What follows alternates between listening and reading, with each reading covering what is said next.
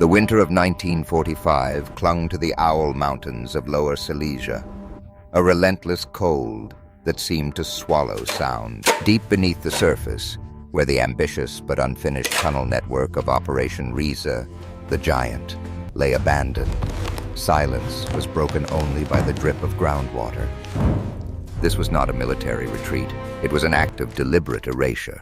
In a small, unmarked side tunnel, sealed hastily with concrete and unstable dynamite, lay what history refused to acknowledge, the Ghost Bunker. At 02:02 a.m. on February 23rd, two members of the organization Todd, under direct orders from Reichsfuhrer Himmler, completed their grim final task. They weren't sealing gold or art. They were burying paper, crated logs, scientific notes, and communication journals, the documented proof of a desperate final project that was deemed too dangerous, too heretical to fall into Soviet hands. A final, sharp click, the arming of the detonation timer, was followed by a brief, agonizing conversation. One engineer, his name lost to time, whispered to his partner, "No one will ever know we were here. It must be forgotten." The resulting minor explosion sealed the entrance, turning a top-secret command center into an unlisted tomb. 80 years later, the truth remains trapped in the earth, a classified operation awaiting discovery, a ghost of Hitler's final, mad ambition. The context of the Ghost Bunker was not a massive battlefront like Kursk or Stalingrad, but the crumbling periphery of the Third Reich itself. By late 1944 and early 1945, the German war machine was in a state of terminal collapse. The Soviet Red Army was closing in from the east, and the Western Allies were pressing hard toward the Rhine. Desperate times called for desperate measures, and the leadership turned inward, focusing immense resources not on holding the line, but on constructing massive, redundant underground facilities designed to secure key personnel, precious materials, and, most crucially, scientific documentation. Operation Riese, German for giant, was the umbrella term for one of the most secretive and largest building projects of the war. A labyrinthine network of tunnels and bunkers carved into the Owl Mountains of Lower Silesia, an area then considered strategically safe and remote. The Ghost Bunker was a specialized, unlisted offshoot under of this direct project, orders from Himmler to a ensure site the so 42 critical its crates of very category existence black was resets masked were from the rest of the successfully Riese removed or command sealed structure. permanently. The official purpose was often disguised as barracks or factories, but the true scale of the labor involved, estimated at over 30,000 forced laborers, indicated something far more sinister. This remote location was chosen for its geological stability and its distance from Allied reconnaissance. The focus here was entirely on security and secrecy, protecting the last remaining intellectual assets, scientists, engineers, and the final, most outlandish technological plans of the Reich. The atmosphere was one of palpable desperation, where the last ounces of German engineering genius were being deployed not for victory, but for ensuring their work, their secrets, would survive the collapse. This bunker was the final fortified archive for the Reich's dark ambitions, a strategic retreat into the earth itself. The ultimate question was not if the bunker would be completed, but what vital, history-altering secrets it was designed to protect in those final, chaotic months. The Ghost Bunker's internal strategy was dictated by Heinrich Himmler's pathological obsession with the occult and the future of the Reich's technological superiority, even after Hitler's death. While the Wehrmacht fought conventional battles, Himmler oversaw a different kind of operation here, an attempt to safeguard the research into Wunderwaffen, wonder weapons, and, more ominously, certain classified psychological warfare and medical research that were deeply disturbing. This bunker was designed not as a command center, but as a deep archive and a laboratory of last resort, intended to preserve the documentation for future use. The internal conflict was fierce. Albert Speer and the conventional engineers fought to retain control of construction resources for necessary defense production. But Himmler's SS units commandeered materials and labor for these dark, pet projects under the strictest secrecy protocols. The strategic goal was simple: survival of knowledge. The bunker had multiple security layers, including complex air filtration systems, redundant power sources, and most tellingly, pre-rigged explosive charges designed for total destruction or permanent sealing rather than defense. This was the ultimate ghost operation. Its success was defined not by what it achieved, but by what it successfully removed from the historical record. The personnel inside were an exclusive group of scientists, SS specialists, and a select handful of taught engineers, all operating under the death penalty should they speak of the location. These individuals understood they were writing the final chapter of the Reich's most dangerous secrets, and their task was to ensure that if they could not implement those secrets, no one else could either. A recovered, heavily redacted SS transport manifest later confirmed the shipment of 42 crates labeled simply Scientific Assets, Category Black, all directed toward the Rees complex shortly before the sealings began. These assets, buried deep within the earth, became the true lost files. The reason the ghost bunker had to vanish without a trace. The fate of the people inside, and the horrific details of the papers they sealed away, would become a mystery, guarded by concrete and time. The narrative of the ghost bunker is best understood through the fragmented perspectives of those who were forced to live and work within its suffocating secrecy. One crucial witness, an engineer whose name remains a mere coded entry in a decrypted transport manifest, later revealed his internal conflict. He was an architect, tasked with designing the elaborate sealing mechanisms, a process he knew was intended to erase the site from history.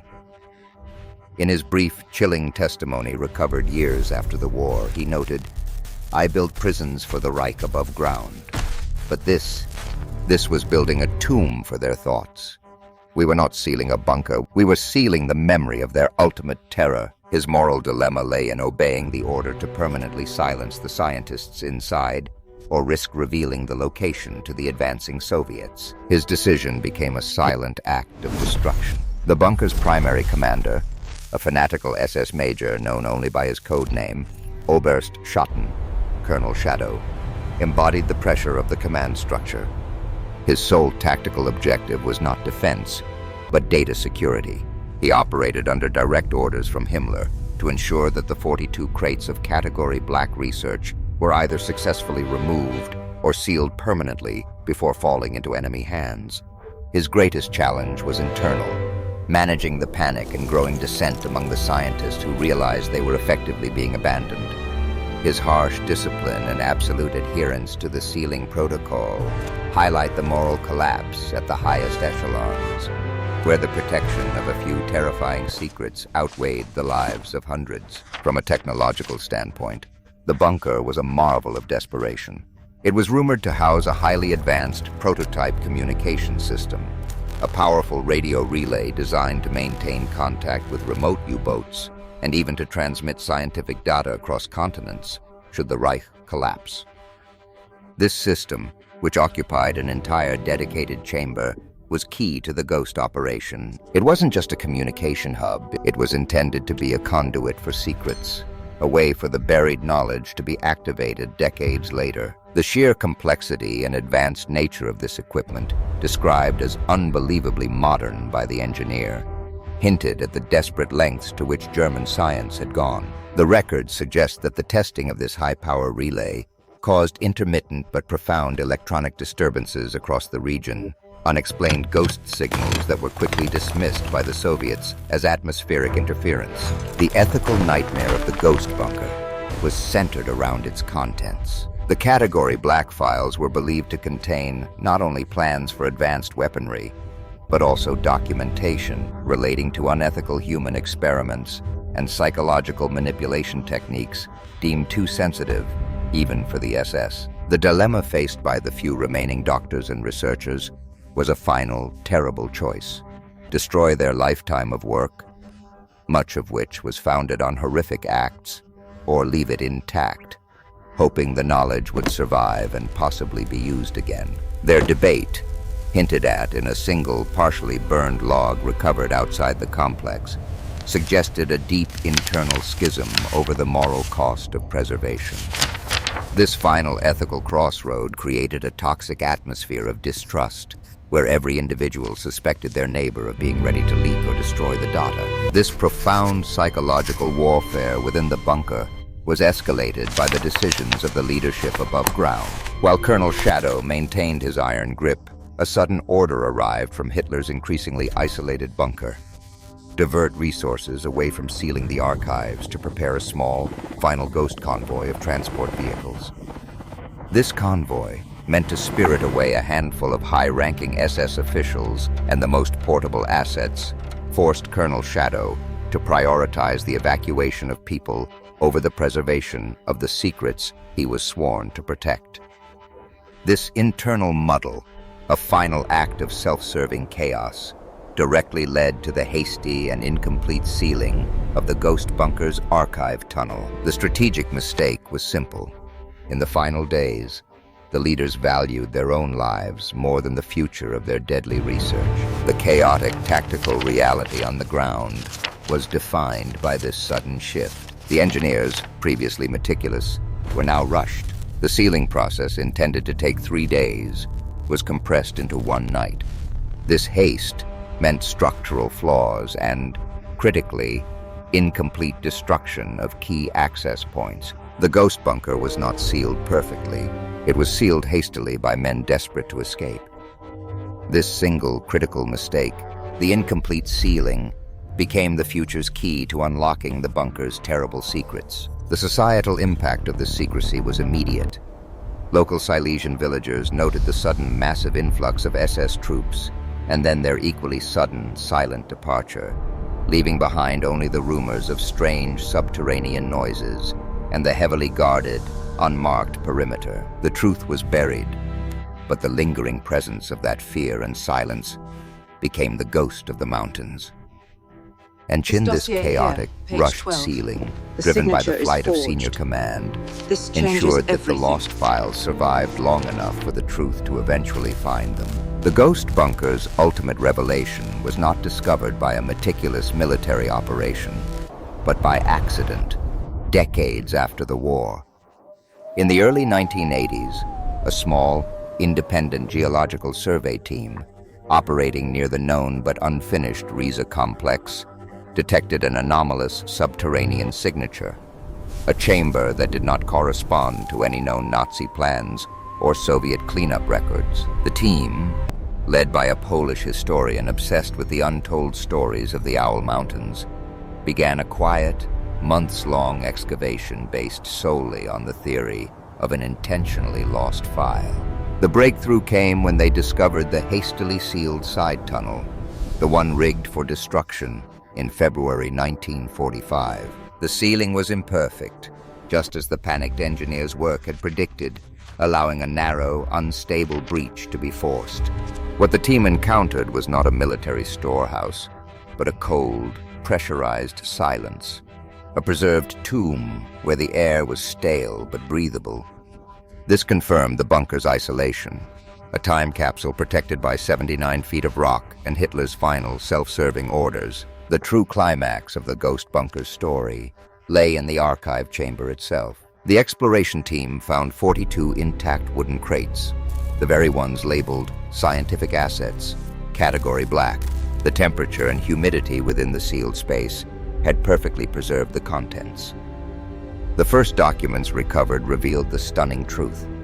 This bunker was the final repository for research into Die Glocke, the bell, a theoretical propulsion or energy device, and an associated project dealing with psychological resonance. The initial files contained complex diagrams and calculations that seemed to defy known physics, confirming that the bunker was the nexus of the Reich's most fringe and potentially most dangerous scientific endeavors. The bunker's true nature as a ghost operation was confirmed by the meticulous erasure of the personnel. There were no human remains. The scientists and officers had clearly been evacuated or disposed of elsewhere, leaving only their paperwork behind. The evidence suggested a final total purge designed to eliminate all human testimony related to the category black research. The major twist occurred upon opening the final, smallest crate. This crate did not contain scientific data, but a collection of personal journals and a sophisticated, though heavily damaged, high-power radio transmitter, the communication system noted earlier. The journals, written by one of the lead scientists, revealed the ultimate fate of the research. They did not simply document the Bell and the energy projects. They detailed the ethical conflicts and internal sabotage that plagued the final days.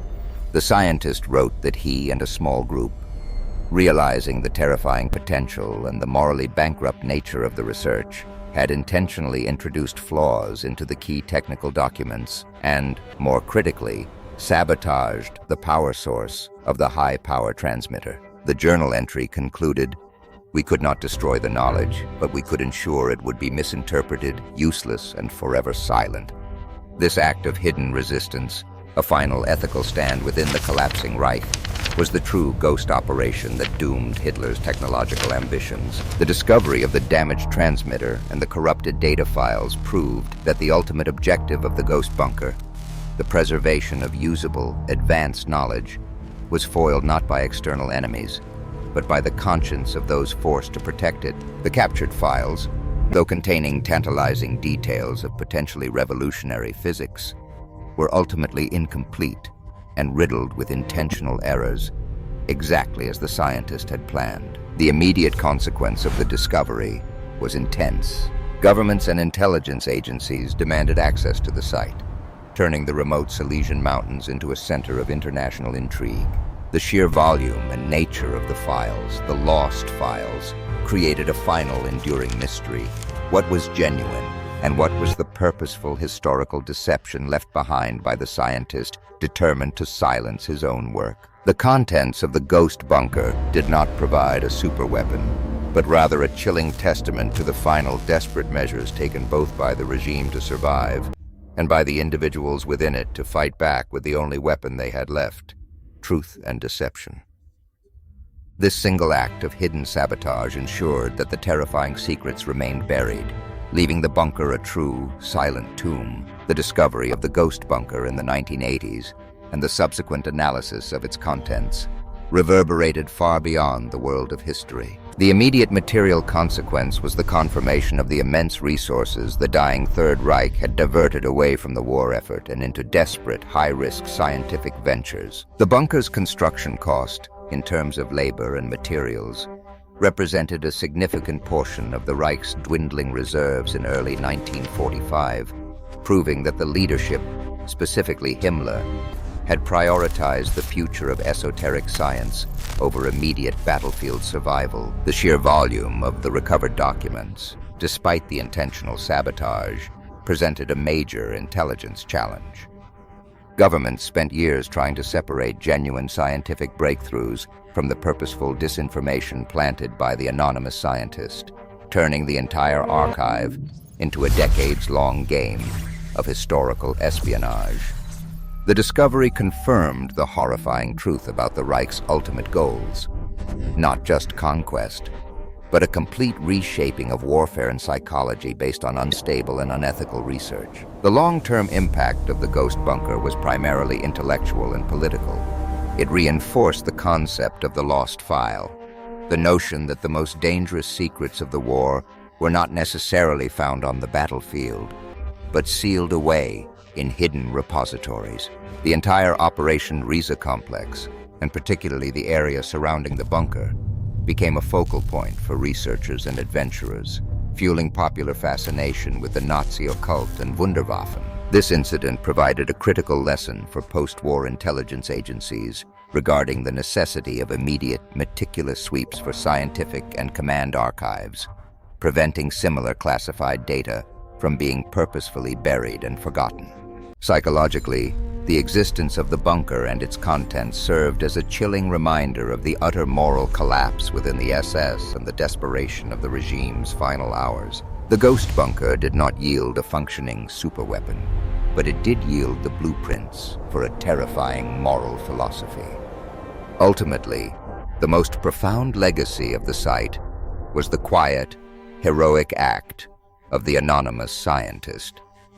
By sabotaging his own life's work with subtle deception, he ensured that a critical cache of dangerous knowledge was rendered unusable. protecting the world from a potential technological fallout decades after the war had ended. The Ghost Bunker stands today, a silent, powerful testament to the fact that even in the most tightly controlled ghost operations, the conscience of one individual can serve as the ultimate unseen defense against history repeating itself.